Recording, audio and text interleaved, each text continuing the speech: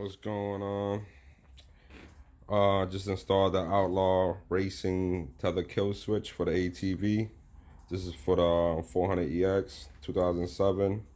What I basically did is, as you can see, I mounted right here in the center, and the long wire I connected to the let me show you. Sorry, hard to record and do this. As you can see right there, the long black wire is the positive. I connected to that. It's the black with the white stripe. And the short wire, I connected to the green wire. All I did was slice it and twist it together and put the electrical tape. And yeah, that's about it. Mount it there. Let me show you. Turn it on.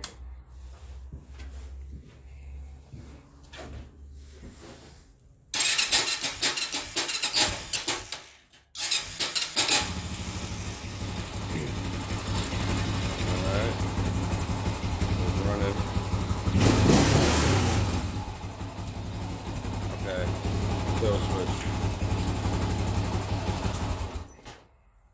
Easy.